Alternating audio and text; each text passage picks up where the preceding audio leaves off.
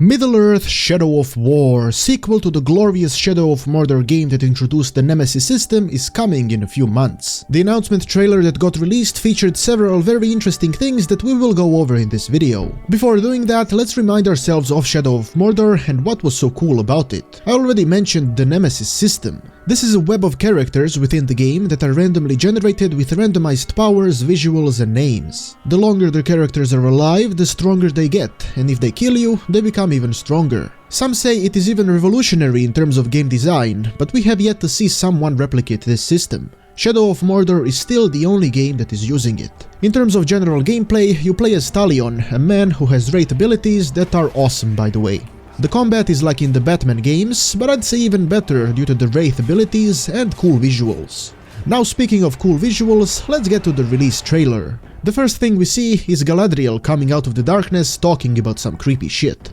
Galadriel is a royal elf and apparently the greatest of elven women, although here she seems a bit too creepy to be the greatest of elven women. Unless all of the elven women were creepy, then she is the creepiest of them all. Here we see Minas Ithil before it was captured by Sauron. Since we can feel the impending doom coming upon the city, my guess is that we'll maybe need to defend it from Sauron's army, or maybe attack it after it already gets taken. Because the game will feature fortresses controlled by the bastards, so it kinda makes sense to maybe make it one of the final fortresses to conquer or something like that. Black Man. In between the impending doom shots, we can see Talion forging the sacred ring of immense power. Going back to the doom, we can see that they will soon get wrecked by the Sauron's babies.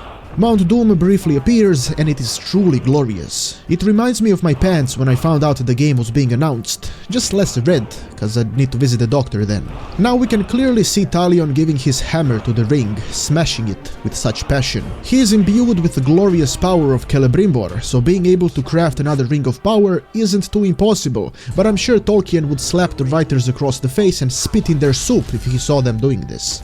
As they explode, they get separated and the Shadow takes Celebrimbor to the meeting of the Brimbor family. Such a meeting may not exist and I may have made it up, but I can't confirm or deny anything. Talion is left with the ring and my assumption is that the ring is gonna replace Celebrimbor's power and will be able to do the same shit as before and possibly even more. I assume the ring is stronger than Celebrimbor himself. Next we see a glimpse of Barad-dûr being built by orcs, and then Sauron himself and his army. Build his armies to rule all. Their corruption will be contained no longer.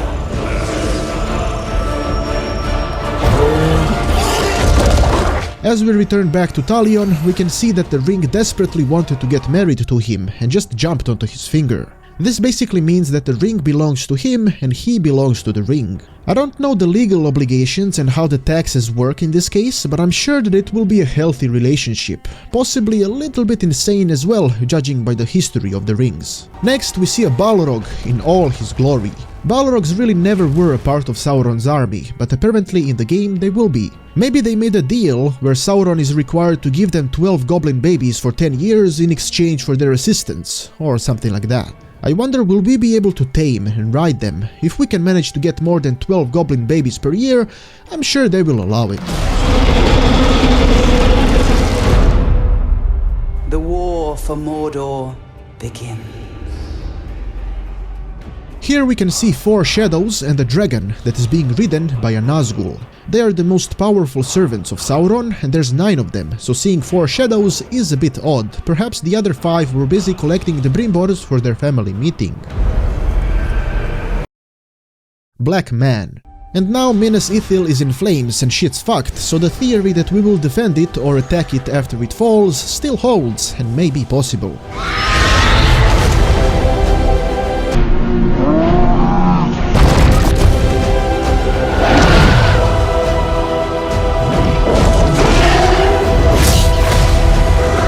This guy right here slightly concerns me, because his entire face is covered. First of all, how can he see anything? And second of all, how ugly must he be to cover his face to the point where even he can't see anything? How ugly do you have to be to sacrifice the gift of sight in order to hide your appearance? He must be the ugliest motherfucker you could possibly see.